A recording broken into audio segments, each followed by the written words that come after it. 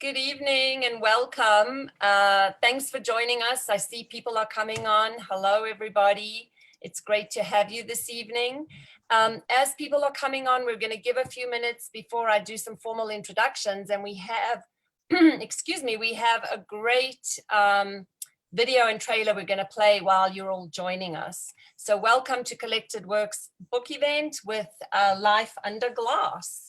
And we'll be right back. We're going to show this trailer as we keep going. So let me get to the trailer and then share my screen. These things are fascinating, how we get to do all of this around the world. And here we are.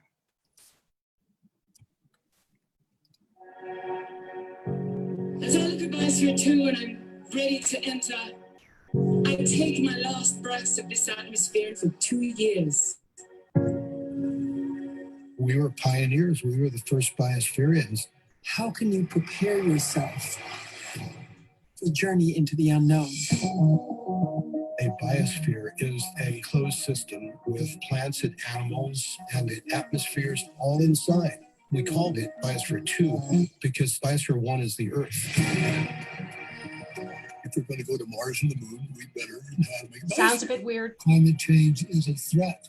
We were trying to counteract that threat. We put in a rainforest, a desert, and a living coral reef. It was a global curiosity. 8 people separated from life. It was science fiction without the fiction. I'm wondering how long they can last when they're darkening stuff or something. The oxygen was really getting low. We were suffocating and starving. We had to make some pretty hard decisions. To live in a small world changes who you are. Suddenly you're rethinking what's possible on Earth. This is an incredible moment. The future is here.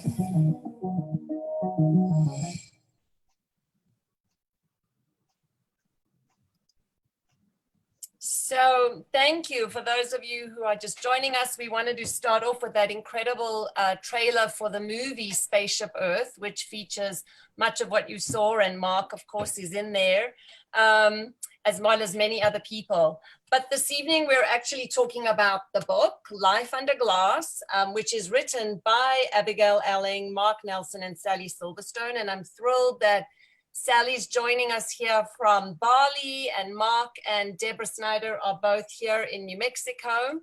And so my name is Cecile Lipworth. I'm the event producer for Collected Works Bookstore. And I'm just going to do a small introduction of Deborah. Deborah's going to take over and have a conversation with Mark and Sally. And then they'll be doing some readings. We'll be showing you some slides. And then we will leave time at the end for any questions that anyone may have. So please put your questions into the chat box or into the Q&A box, and I'll come back in and ask all the panelists the questions. So, and if you would like to buy the book, which we do encourage, since we're an independent bookstore in business for 42 years, and Dorothy Massey, who is my friend and confidant and wonderful colleague in these events. She has presented Mark, I believe, a few years ago with The Wastewater Gardener. Of course, Deborah is a publisher, and we've presented many of her books.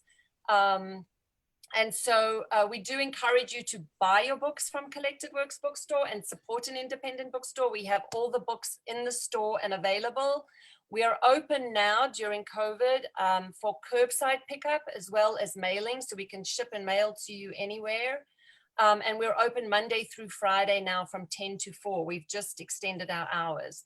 So please do call us or email us. I'll put information again in the chat.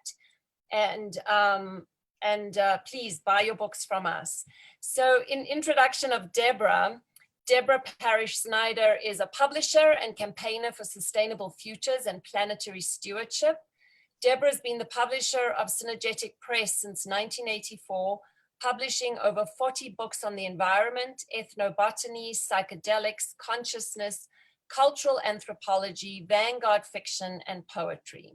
It's my pleasure to introduce Deborah, who will take over from here. Deborah. Thank you, Cecile. It's really a joy to be back in the midst of the Collected Works bookstore.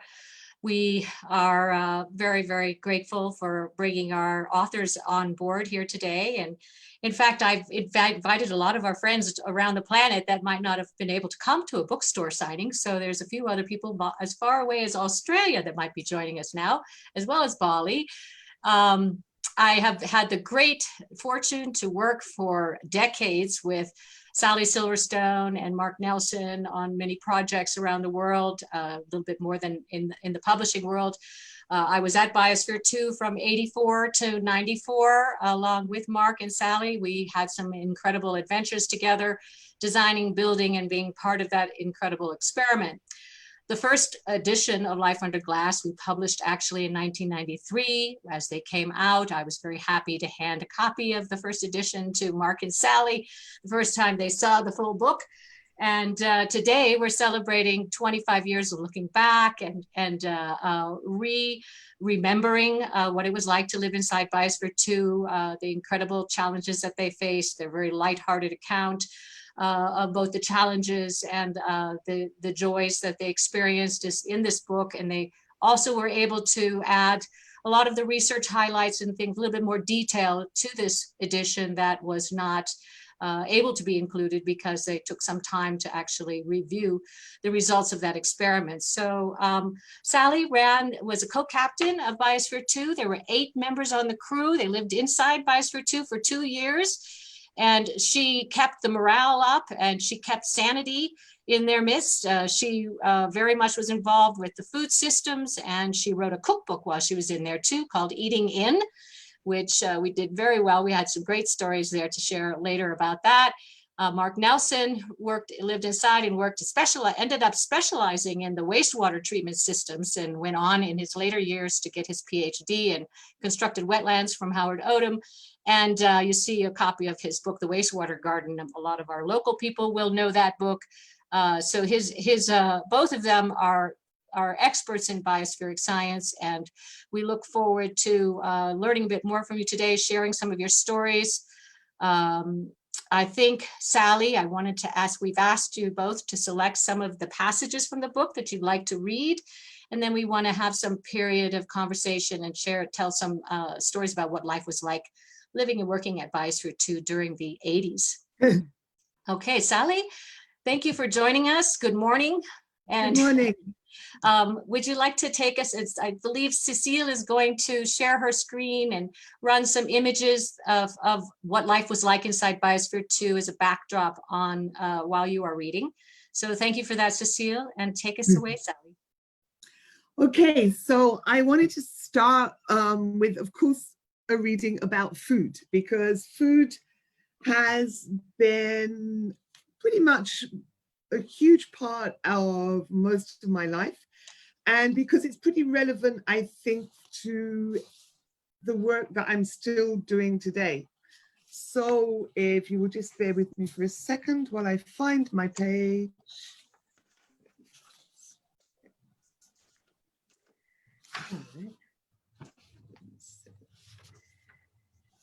Here we are. Yes. One of the things we really had to work on, sorry about that, inside Biosphere 2, before we went in and also after we came out, we put a lot of thought into it, was how to get the biggest variety of food possible into the biosphere. And actually it's something I still think about today, because I spend a lot of my time thinking about how people are going to feed themselves and eat, and what are the magic crops that are going to do what we need them to do. So from the book, variety is the spice of life. In developing the agriculture system for the biosphere, we knew that variety was the key. If we managed to produce the proteins, calories, and fats necessary to keep us functioning, but the food was dull and unappetizing, then life would become not unbearable, perhaps, but certainly very uninspiring. With some amusement, one day, several of us watched a TV news story about NASA-sponsored research at Purdue University, which explained the process of food production for future astronauts. They were attempting to engineer 3 species of plants, rice, cowpeas, and rapeseed, in order to supply astronauts with a minimum nutritionally complete diet. This may look good in theory if you ignore trace elements and some enzymes, but some basic points seem to have been missed. One is that with only 3 crops, the failure of one of them meant disaster. Another provides more important lessons we can offer to those involved with space exploration, though perhaps we are not the first to learn it. Variety and diversity in the cuisine is essential to human well-being. If you consider living off the planet for a long time, not just a few days or weeks in a space capsule where the effort is focused simply on achieving a short-term goal, then you must design a lifestyle that can support you, not just physiologically, but psychologically as well. It is not possible to exist on a diet where all of our 2016 meals over the 2 years were composed of 3 plants. We already had more than 80 different crops in our Biosphere 2 agriculture and would probably add more in the years to come. Just as we cannot change our genetic makeup, we cannot expect humans to change their culture overnight or to survive only on proteins, carbohydrates, and fats. A healthy psychological and social life is inextricably linked to a rich and varied diet. We hear much about wilderness biodiversity, but preserving agrobiodiversity is also a major issue in the world. The diversity of crops in the agriculture biome certainly made it just as pleasing to the eye as any of the more exotic wilderness biomes. The crops chosen for the IAB had to be suitable for our tropical conditions that alternated with low light during the winter months. They also needed to mature quickly to ensure maximum use of small space. They needed to resist disease, flourish under reduced light levels, and be good to eat. In other words, we were looking for the stars, known, little known, and undiscovered of the agricultural world. Thank you, Sally. And shall I read the second bit now? Yeah, go ahead and read the second bit now. Okay, lovely. So moving on from producing food to cooking it, also a great love of mine and a great interest. All the Biospherians had to learn to be adaptable and creative cooks, since the types of foods available varied greatly during the year. Sometimes the main starch was white or sweet potato. Other times it was plantain, green banana, or taro and eggplant. In the winter, we had a very large harvest of root vegetables such as carrots and beets. Beets consistently did well in the agriculture biome. Consequently, we often had more of them available to eat than we would normally have wanted to include in the diet. Our Russian visitors always laughed when we told them how much borscht soup we ate. Beets froze fairly well, but tasted much better fresh. In response, the crew devised all sorts of ways of cooking and serving beets. We had a dozen variations of borscht, beet casseroles, and beet salads. Someone even tried to put beets in the porridge, but this was vetoed by the rest of the crew. Then invented a surprising and delicious cold beet juice with lemon and chili. Laser made a beet, sweet potato, and banana milkshake for dessert one night and tried to pass it off as a raspberry sherbet. We at first joked that it would be a good idea to make beet wine, but this never happened. Although later we did make a beet whiskey, which was truly appalling. As the experiment progressed, we became quite good cooks. This was one area where intense peer pressure worked near miracles. Even the worst of our pre-closure cooks became reasonably competent. Each cook developed specialties. Laser was famous for his pastries and Belgian crepes, which became a favorite for feasts and birthday breakfasts. Gay made superb ice cream and buns. Tabor cooked up individual pies and Mexican pastries. Mark brewed up delicious vegetable soups containing everything edible he could lay his hands on. Jane invented a wonderful pasoli recipe that was ideal for using up miscellaneous parts of pig. Linda was known for her soups, including her cheeseless cheddar cheese soup. Roy made a superb chutney, and Sally became chief birthday cake baker, resident brewer of alcoholic beverages, and maker of specialty items such as goat cheese, cream cheese, and pork sausage. Because of the intense anticipation everyone had for each meal, cooks became extremely careful. After a couple of incidents in the beginning months, it was unheard of for a dish to be burnt. This was especially important, not only because of the food loss, but because the smell and smoke linger for a long time in a closed system. There were, of course, the failed experiments. For example, one cook tried to perfect a cold green soup for lunches by blending up Swiss chard and beet greens. After 2 tries, we all agreed that this was one experiment we didn't want to be subjected to. Another time, Gay and Sally got it into their heads to cook up marsh canna root. They carefully washed and scrubbed the slimy mess that they extracted from the bottom of the marsh and then boiled and seasoned it. This turned out to be a disaster since the roots were almost entirely composed of fiber. Even hunger has its limits. Eventually, our taste began to change. Our cravings for chocolate and junk food decreased. We found new ways of bringing out the best qualities of vegetables and fruits. On the whole, by the 2nd year, the crew agreed that we had really excellent food. And at times we all contemplated the fact that we may never eat so well again. After all, we knew exactly where our food came from and that there were no preservatives or extra sugars and fats thrown in. Anyone who grows their own organic vegetables knows that the taste is marvelous and nothing like industrially grown foods. This was true for us. We ate from and lived with our beautiful and bounteous garden, which never had chemical sprays or fertilizers. Over time, our vegetables and fruits grew sweeter to our taste as we were weaned from refined sugars and sugar additives. Ours was a truly natural and organic diet. Oh, wow. Yeah. Oh, yeah. Mm. Well, I remember coming to the window to see you guys, I think after year 2, when you had so many carrots and beets, some people's skin actually turned a bit orange, didn't it? Yes, we had both from the beets and the enormous quantities of sweet potatoes that we ate. We had so much keratin in our system, and that apparently collects in the hard skin and calluses on your hands and feet. So for all of us, the bottoms of our feet and the palms of our hands were bright orange after a while. Yes, it was a bit worrisome to start with. I was hoping that your color would come back to normal after you came out. Mark? Yes. Mark? That brings back some delicious memories. You know, of course, the calories were very limited, but I love that reading, Sally, because we really feasted. And it, you know, people who grow their food can appreciate. We grew everything that was in a meal, and it was astonishing that you could look at a very varied meal and remember where each ingredient was planted, was taken care of, was harvested, was processed and brought to the kitchen. Very satisfying. Absolutely. I've never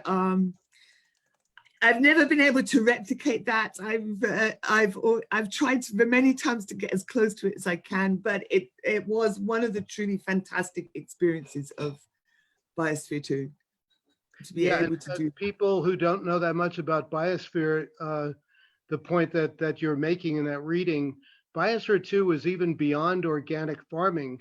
You know, both Sally in Bali and myself here in New Mexico, we're organic gardeners. But some of the sprays and practices that are permitted under organic standards were unacceptable in Biosphere 2 because we planned that for a 100-year experiment. So nothing that could build up in the soils or the water or the foods or ourselves was allowed. Even organic, supposedly safe sprays, because everything recycled in Biosphere 2. Okay, Marco, do you want to take? Sorry, Sarah. I often tell people, by the way, that one of the main reasons I moved to Bali was so that I could actually get a fresh banana right off the tree, because no banana ever tasted as good to me again as the ones we picked in Biosphere 2. That is absolutely true. Okay, Mark, then later, Mark, take us into your world inside. Okay, well, everyone always wants to know about the humans. You know, and in this time of lockdown and quarantine, you know, maybe there's an additional poignancy. So this is from the introduction that the three of us wrote, looking backward at Biosphere 2, but also looking forward about the lessons that it has to teach us. The human drama, living with just 7 other people. Our greatest challenge was ourselves, humans, both within the experiment as outside. The 91 to 93 Biosphere 2 closure was a human isolation experiment that had never been done before. We knew we'd face challenges both personally and collectively that were unpredictable. We had worked together prior to closure for many years. We knew each other well, but we also knew that isolation and dramatic change in our day-to-day living would challenge us in ways we had never experienced before. The experience of the small teams that spend winters in Antarctica, expedition teams, submarine crews, as well as astronauts and cosmonauts, confirmed the us-them division is common in exploration. There's one anecdote about a cosmonaut who wrote about the tight living conditions on the spacecraft he shared with 2 other people. He dryly noted, "A perfect recipe for homicide." Fortunately for us in Biosphere 2, our isolation experiment included wilderness areas where we could keep out of sight of visitors and other crew alike, as well as spacious private bedrooms and public spaces. Dr. Oleg Gazanko, who is the head of the Institute of Biomedical Problems in Moscow, was a confidant to generations of cosmonauts.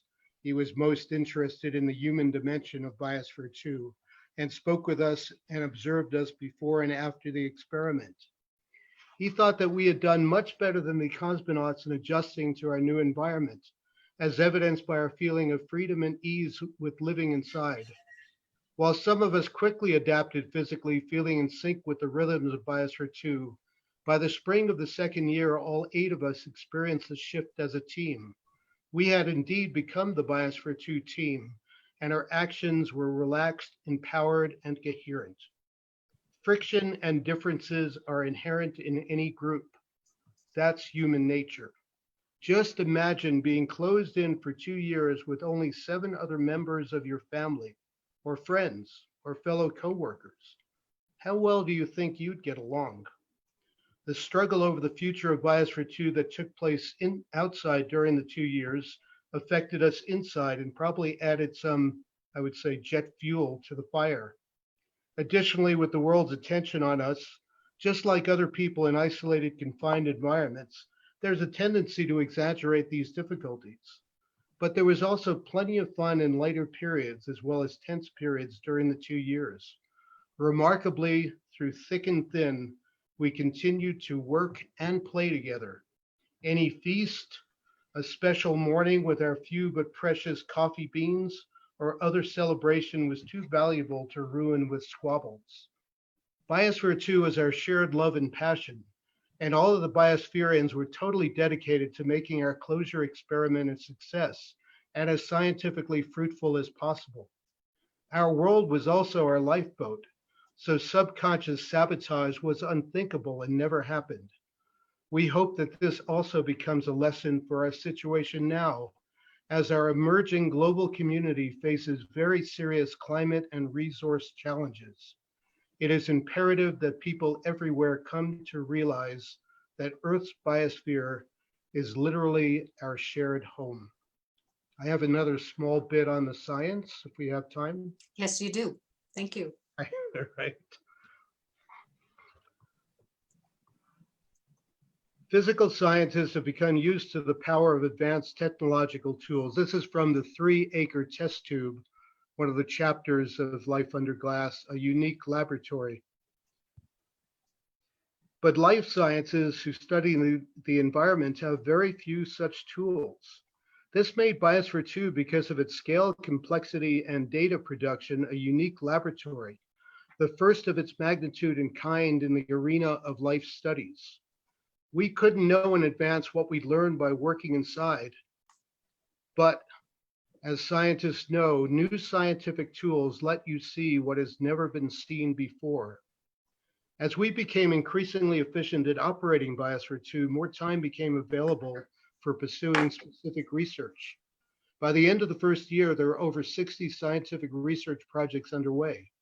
Although there were only 8 of us inside, there was the research staff outside to whom we reported, Plus, we had hundreds of scientific and technical collaborators. Some have called Biosphere 2 a cyclotron for ecology, and in some ways, this is an appropriate analogy. Just as a cyclotron speeds up the motion of atoms to allow physicists to discover new subatomic phenomena, Biosphere 2 speeds up certain ecological cycles and offers new ways to study the fundamental processes of life on Earth.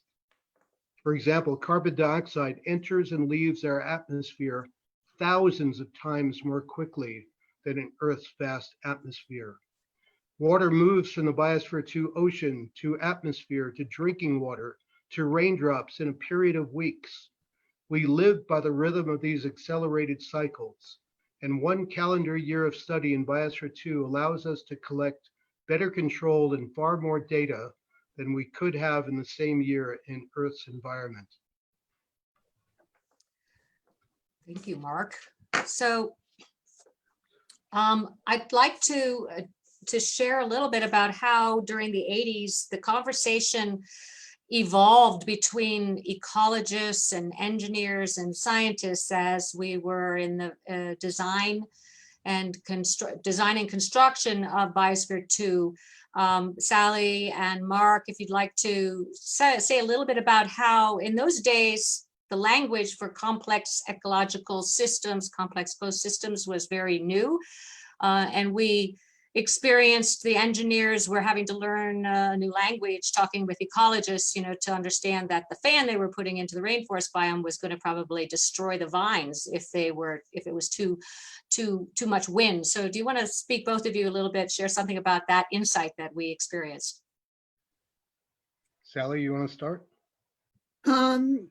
Yes, no, what you're saying there is very true, Tango. It was quite a challenge. In fact, I distinctly remember in the very, very early years of design and construction, I literally had to spell the word biosphere to everybody that I talked to about. Or, I would phone someone and they'd ask the name of my company and I would say Space Biospheres Ventures, and I had to spell biosphere out every time. It simply was not in the vocabulary. The concept was not in the world's vocabulary yet. And I feel like the Biosphere 2 project went to an enormous way to actually put that entire concept into the vocabulary that we also commonly use now. I was for many years managing our design studio, and so I had some idea of what it took to bring all those engineering and ecological disciplines together to actually create the complete design of the biosphere, and having to get people to work together on design that had probably never had to work together before. We had to get ecologists working who were, designing the riparian systems for the savannah, maybe, to work really closely together with engineers who were going to be pumping the water around that system. And it was an enormous challenge to bring all these different minds from all these different disciplines finally together to look at the big picture, to look at the whole. Yeah, I mean, totally. And people really can hardly remember Biosphere 2 is designed to be a quiet research development center. That's why we picked this, pretty hot for most of the year, Southern Arizona site.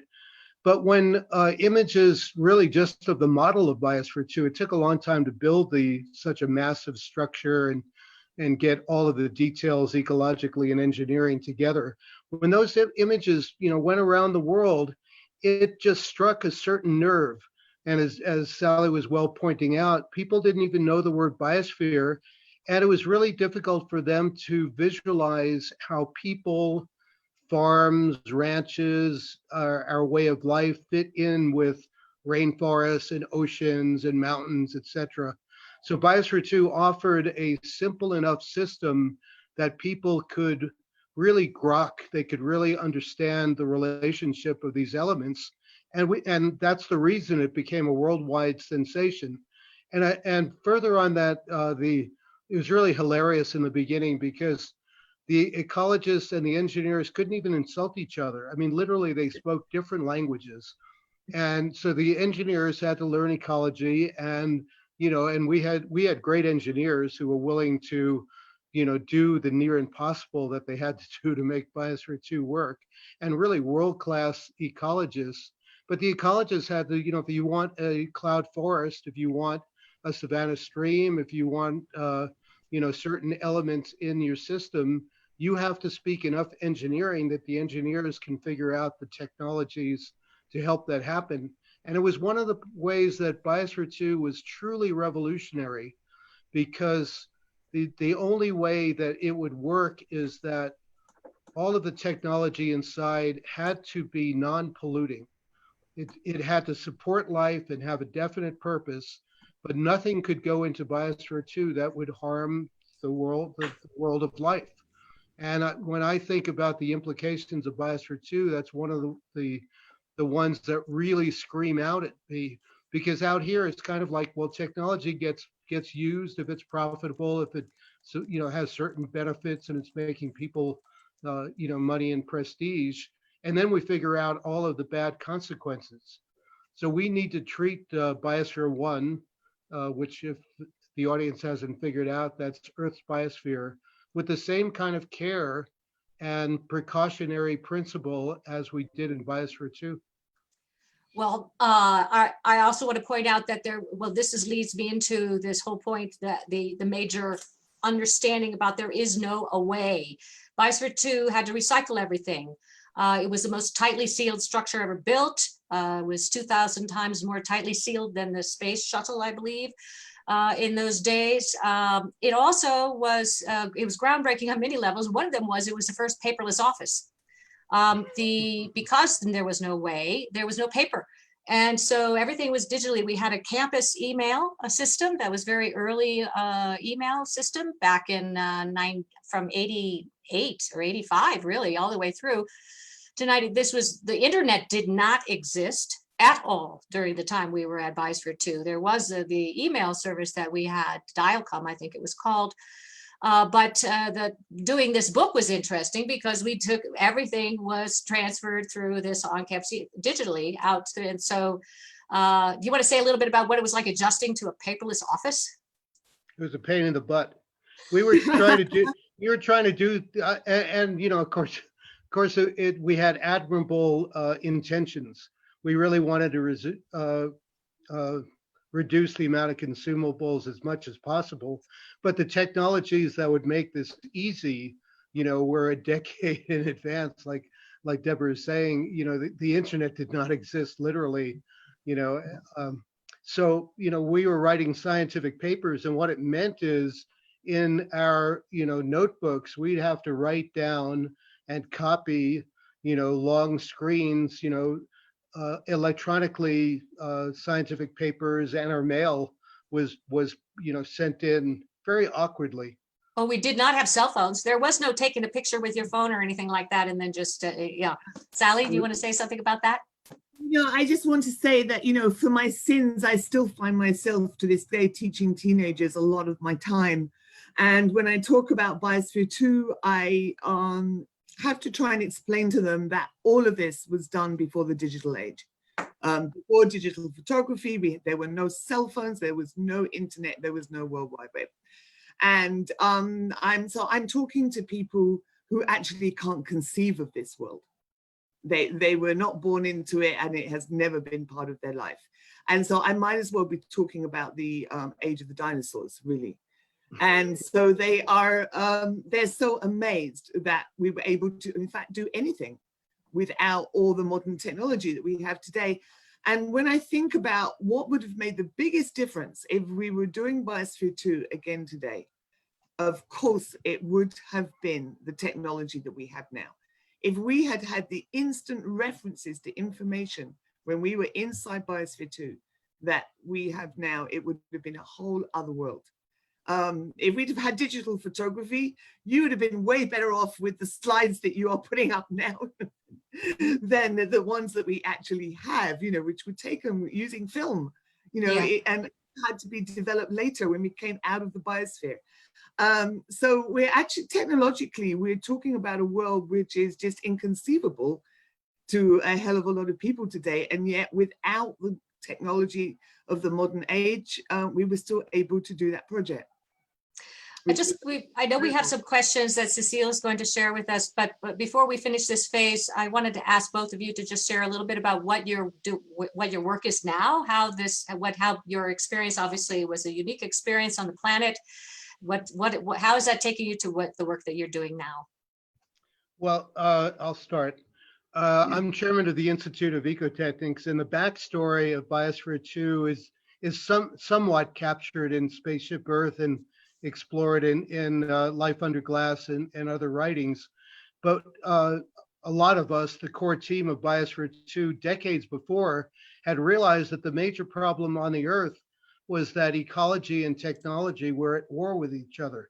And so we wanted to work on ecotechnics, how to bring the two elements together. And, you know, if you wanted to prepare for Biosphere 2, what might you do? You might have annual conferences where you bring together all your heroes, the great scientists, engineers, artists, and thinkers of the planet. You'd start projects in really difficult biomes around the world and get some ground truth of dealing with savanna and rainforest and World City. We have a project in London, and for those in Santa Fe, both Deborah and myself are at Synergia Ranch, where the Institute was born. So I continue working with the Institute of Ecotechnics. And also, as was mentioned, I was a sewage manager in Biosphere 2, and I fell in love with our constructed wetlands. So I started a company, and my team has put in wastewater gardens, constructed wetlands for sewage treatment in about 15 countries. And including a number of systems with the Planetary Coral Reef, now the Biosphere Foundation, the Sally Works runs with Abigail, the other co-author of this book, and with a number of beautiful systems installed there at the Royal Tirtaganga Gardens in Bali. And then we are shamelessly promoting that book right next to you, Mark Nelson, which is also published by Synergetic Press, and you can order it through the Collected Works bookstore. Sally, where are you and what are you doing working on these days? Well, I'm still working with the Biosphere Foundation, and I'm permanently located in Bali right now, where we are developing and in fact nearly finished an educational center where we essentially hope to continue spreading the message of Biosphere 2. I mean, our entire foundation was born of the experience of Biosphere 2, and we have tried very hard to carry its messages ever since. Many years running an ocean vessel, doing coral reef research all over the world, and now concentrating largely on ocean affairs, but also on the link between our land systems and our ocean systems, and how we can intelligently use our planet's resources. So our center in Bali, we hope will, attract many visitors and be a center for learning, both from the now somewhat elderly biospherians, but from all the new young trainee biospherians to come. And so that's my main focus. I'm focused largely on environmental education right now. And I'm still got my hand in forestry programs and agriculture research. Thank you so much for this. Cecile, how are we doing? You have a question from the audience? Hi.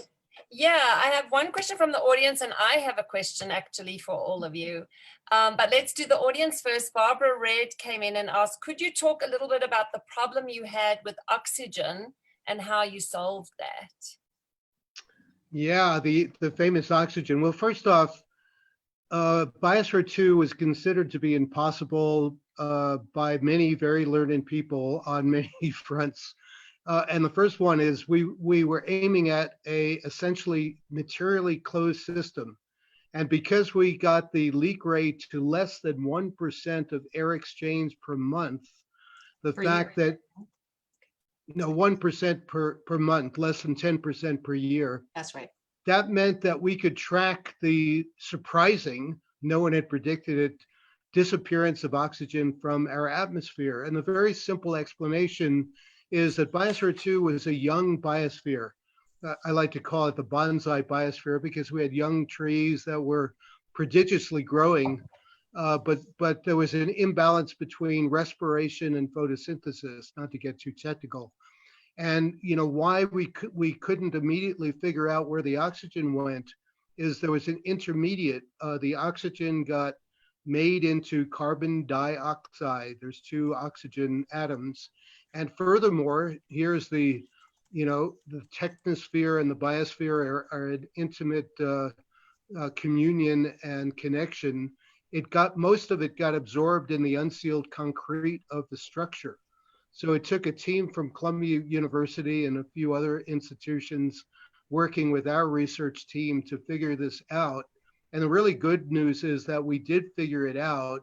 And the system, by calculation, stabilized in about 4 or 5 years as Biosphere 2 matured and the soils became more aged.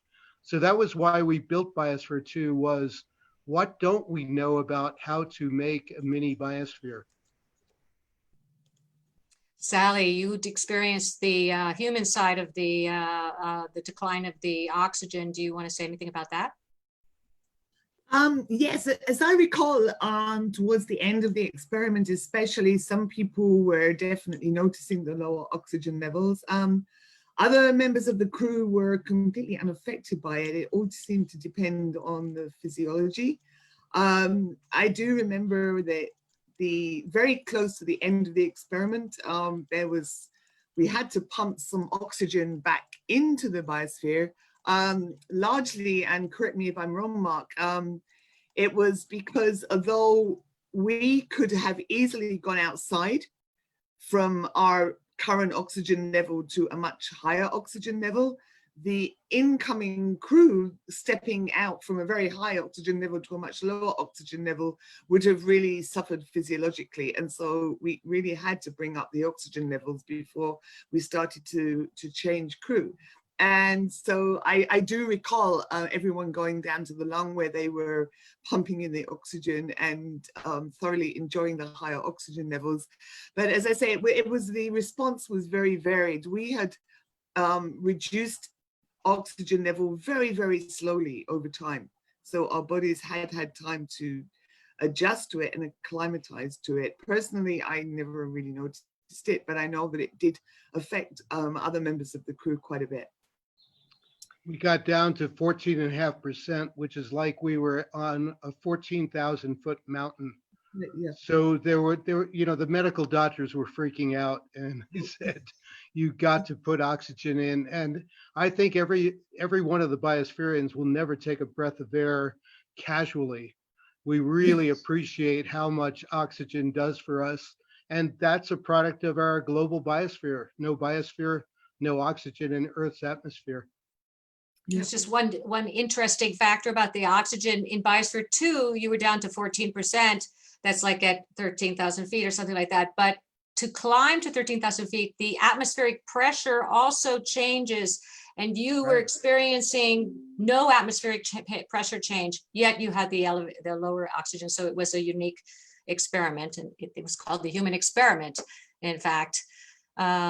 Cecile, you had a question. No, I have someone else answer. I'll let the audience ask questions. So if you do have more questions, please post them in the chat or the Q&A box. We're happy to answer questions or to give the authors the questions. But Chris said, thank you all for your, excuse me. Thank you all for your contribution to humanity. Their question is how time proceeds inside the biosphere. The days and nights, do they impact in the aging process of human beings? What a great, profound question. And by the way, I think I took the lead and said we have to have a chapter in Life Under Glass of a typical day inside. So I think we picked a day in June of, we'd been inside for 6 or 7 months, because it gives you a taste of all of the different things that the 8 crew were doing to keep a mini world together. I think the only thing that I would say in response is we were unwilling, the first controlled humans on a low calorie diet. And our doctor was overjoyed because he was a world expert in this. And the first primate studies were happening by his PhD students. But that was because we just couldn't grow more food in the Biosphere 2 farm. We got much better farmers, and Sally and I, continue our learning curve on that. We grew tons of food more, but we were still on a fairly restricted diet. And that diet, according to Dr. Walford, extends longevity. He wrote a book called 120-Year Lifespan. And the cholesterol levels dropped dramatically for all of the crew. Our immune system were enhanced. And a number of us went to a metabolic chamber, which demonstrated that when you're on a low-calorie diet, surprise, surprise, your body figures out how to extract every damn nutrient from the limited food that you're eating. So we used to joke that we were getting younger because of the diet during the 2 years. Yeah. I would say that they did come out. I think, Mark, you came out with cholesterol levels in your weight, or somebody came out at their college level weight, and everybody looked like all of their vital signs were down to when they were like in college. So there was a bit of rejuvenation. I think I also used to say that we had the blood chemistry of a healthy 12-year-old. Oh, yeah, very good. Yeah. So a couple of other questions. Someone, Pokey, said, thank you, lovely talk, and wanted to know, did the Biospherians get haircuts, and how did their hair compost? We did get haircuts, and Jane Pointer actually did some hairdresser training before she went in, and she was our official hairdresser, and she used to give us haircuts and did an amazing job, actually. I actually can't remember specifically how the hair composted, but I think it composted just fine, along with everything else. We had an enormous amount of material going into our compost system, so a little bit of hair every now and then was probably just fine. Thank you. So I have a question, and it's related because Dorothy has a question too. My question is, we're right now in this pandemic where we're all being told to stay in our homes. So and so many people talking about haircuts, all people wanted to do was get a haircut and get outside. What was it actually like to live inside a place for that period of time? You weren't going outside. It's really similar to what we're experiencing now, except you actually went and did that and spent time. What did it feel like at that point where we're all kind of house crazy a little bit now? Well, you do have to picture Biosphere 2 is about 3 acres with spacious ceilings and magnificent vegetation and landscapes. We haven't enumerated it, but we had a little tropical rainforest. We had a tropical savanna. We had a fog desert. We had a system based on the Everglades, from freshwater marsh to mangroves. We had a living coral reef that we could go snorkeling or diving in, and a beautiful, beautiful Garden of Eden farm. But occasionally we'd go stir crazy. And personally speaking, when it would snow outside, we were kind of in a tropical world. The impulse to, go through that airlock door and roll in the snow and throw snowballs and all of that was almost irresistible. And, we would fantasize about food and drink that we couldn't produce inside. And also people would say, wouldn't it be wonderful to be at a party and meet somebody you didn't know, which I think relates to the feeling that people now have on lockdown. Can we, meet somebody? And of course, now we have to meet them at 6 feet with a mask on.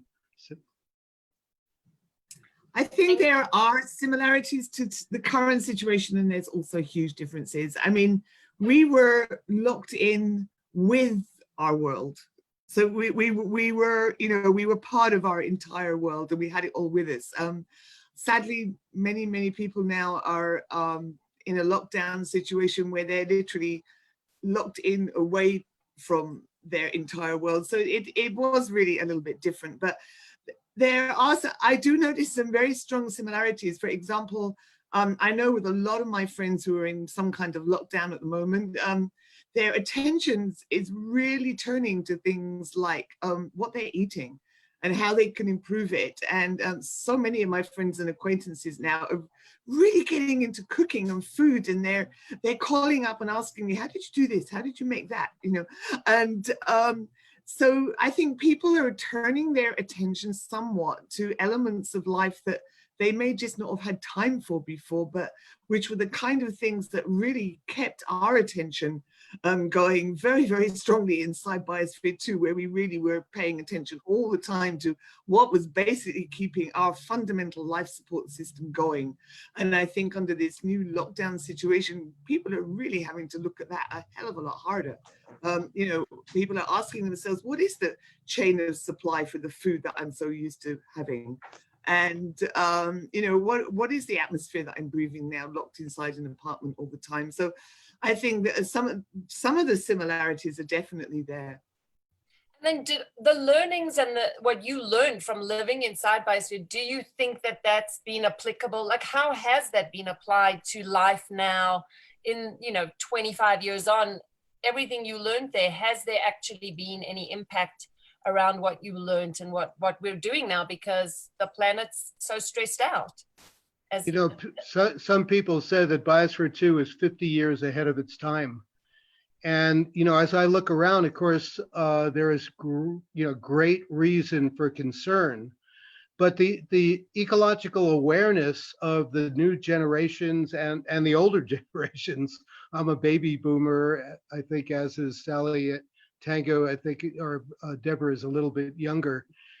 The awareness of our problems and that we share this biosphere, and this biosphere is our life support system, are gaining traction. So I think, the reason that we brought out an updated, version or edition of Life Under Glass is that the legacy and the lessons are even more important now. And they're extensive. We talked about redesigning our technosphere. We haven't talked yet about bonding with a biosphere. The really striking personal component of living in Biosphere 2 was that we understood at a deep bodily, visceral level that we were metabolically connected with and dependent on that mini world for our survival and our well-being. And that's the reality of everybody on planet Earth. And that's why we chose that little bit awkward term of biospherian. What is a biospherian? It's someone who knows that he or she lives in a biosphere and acts accordingly. So there's some very profound lessons and legacy for Biosphere 2, which is why I'm totally delighted that Spaceship Earth is introducing the project to a new generation. We reached a billion people or more back in the 90s, because it's really urgent that we get out of fantasy, fall in love with our biosphere, and start to defend it, take care of it. Well, and that leads me, I think, into this question that Dorothy had, which is, from where do you draw your optimism in these days, which are stressing the planet and its inhabitants to such a degree? Is it from the youth? Where are you drawing that inspiration? I certainly draw my optimism from the young people that I work with today. Obviously I meet a somewhat selected crowd, because they're already very, very interested in the environment and what's happening, but their determination and their understanding of the fact that there is no such thing as a way, which is something that Tango mentioned earlier, and I think which was one of the prime lessons of Biosphere 2, is really in the understanding of these young people far more than I've ever seen before. I find that they've truly begun to understand that we absolutely have to deal responsibly with everything that we produce on the planet, including the heat and including the waste materials, and they are wanting to deal with this, and they truly understand what's going on. Whereas I think we were way less aware of that when we were youngsters. The resources of the planet seemed infinite, and the the whole question of what we produced and what we did with it didn't seem to be a major issue. But I find that the young people that I meet and work with today really do have that incorporated into their consciousness.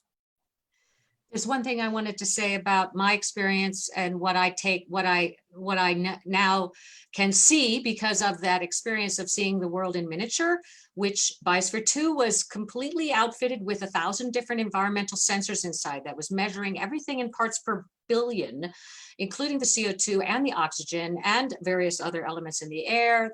We're measuring testing the water, pH in the soils and things like that. The analytical lab was very, very advanced.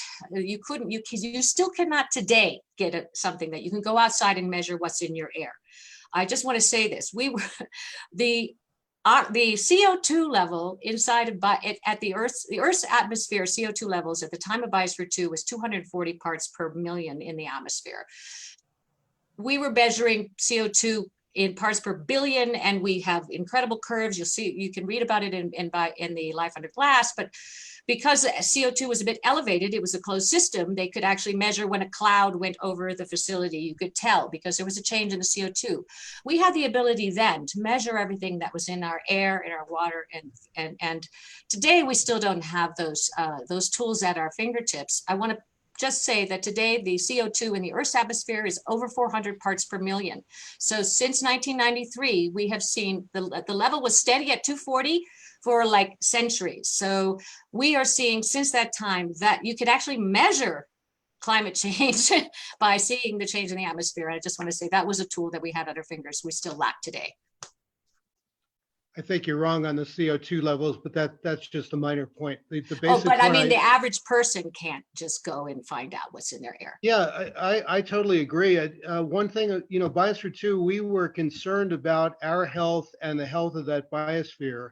And so we had automatic sensors, we had the analytic laboratory, and I know it would make a big difference, from time to time, good progressive organic type people go and they take vegetables from supermarkets that are industrially grown or meat, and they, you can see all those pesticides, etc. If people, let's say in Santa Fe, because I think our audience is mostly in Santa Fe, if we had a read up day by day of all of the trace gases that were in our atmosphere, all of the impurities that were in our water, and engineers could figure out where that's coming from, people might say, why do we have to have polluted air? Why don't we have fresh air? Why do we have to put up with polluting industry? Let's redesign that. We're not going to take it anymore. So just like we have smog alerts and dangerous conditions, etc., fire warnings, I think empowering people with the actual data about the food, the water, the air that they're drinking, and where it comes from would motivate them to demand a change in how business as usual. So onto the quarantine, I just want to say people are locked away from nature, and we're seeing, that business as usual has been slowed down, how much nature is responding. And I think also people are bonding with their houseplants and the tree that's outside their window, so what gives me optimism is that humans are survivors and we are the children of our biosphere. And, so the biosphere is on our side. We just have to stop assaulting it and work with it. Well, thank you all. This has been incredibly informative. I find it so fascinating. I think we all are in this period, as we said, where we're learning all about our own atmosphere and biosphere and our own living quarters and just outside what's happening. So I'm very appreciative of all of you being here with us this evening at Collected Works Bookstore. I am going to show the video again of Spaceship Earth because I believe the sound wasn't turned on properly, so I will end with that. But I do want to ask the attendees and our audience, please do purchase a copy of Life Under Glass, Crucial Lessons in Planetary Stewardship from 2 years in Biosphere 2 for more information. And we really appreciate you buying it from Collected Works Bookstore. I've put some information into the chat, but you can always find us at collectedworksbookstore.com. We'll give you all our hours. We're now open Monday through Friday for curbside pickup and mailing. We're not open to the public at the moment. But Mark will also be coming into the store to sign copies. So if you're looking for a signed copy of a book to give as a gift, that's always a great gift for someone, please just let us know you want a signed copy. We'll put it aside. Mark will be in the next week or so to sign them. So Deborah, thank you so much for putting this panel together. Sally, thank you so much for tuning in from Bali. We really appreciate it. And Mark, thank you so much for all your contributions. It was a fun hour. Great. I'm going to share the video and thank you all. Thank you, Cecile. We'll see you all soon. Okay. Support your local bookstore and your local environment. Yes. Okay. Your local environment, that's good.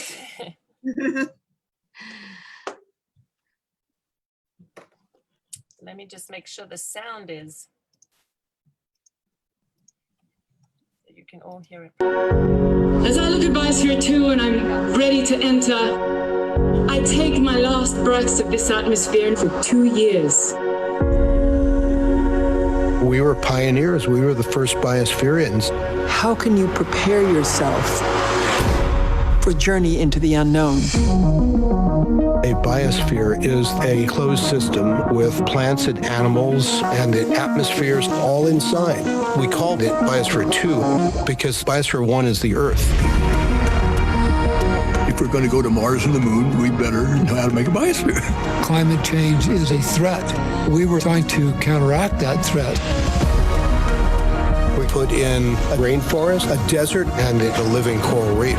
It was a global curiosity. 8 people separated from life. It was science fiction without the fiction. I'm wondering how long they can last in there without getting sick or something. The oxygen was really getting low. We were suffocating and starving. We had to make some pretty hard decisions. To live in a small world changes who you are. Suddenly you're rethinking what's possible on Earth. This is an incredible moment. The future is here.